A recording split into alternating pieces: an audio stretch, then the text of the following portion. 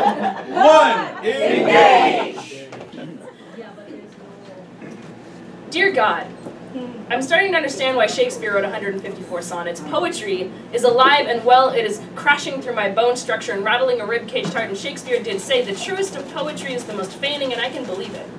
So consider this poem the most exaggerated of truths, the falsest of confessions, and the truest of lies. And look, I know they say that lying is a sin, so forgive me, dear God, but they also say you only truly love once, but I think I fall in love every time I read a play or poem, sometimes more. In between all the too long bus rides and student fees, part-time hours and lukewarm tea during the poetry, books, music, art, I'm in love again. And dear God, is that you? In the songs and paintings and plays, lately I'm having a hard time believing it. Shakespeare did say, if music be the food of love, play on, give me excess of it. And dear God, I thought I saw you in the face of a little boy learning to play the violin. As he pulled music from a bow, I saw him grin. I thought I heard you in the sound of the orchestra, playing a little too much above the written mezzo piano because we couldn't contain the feeling. And Shakespeare did say, the man that hath no music in himself, nor is moved by concord of sweet sounds, is fit for treasons, stratagems, and spoils. So I guess I'm not the only one that saw artful truth in there. And dear God, I thought I saw you on the walls of every art gallery that I've ever been to. But God, was that really you? Because I also saw more despair than I could possibly bear to put into words, and Lord, what fools these mortals be, he said. But also, what a piece of work is a man, how noble in reason, how infinite in faculties in form and moving, how express and admirable in action, how like an angel in apprehension, how like a god.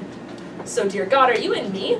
If so, where have I misplaced the noble reason and infinite faculties that Hamlet seems to think we've all got, dear God? I'm so sorry if you gave them to me and I lost them somewhere, because I know I seem to be doing a lot of losing lately. Shakespeare, though, sees to it that I haven't above all lost truth.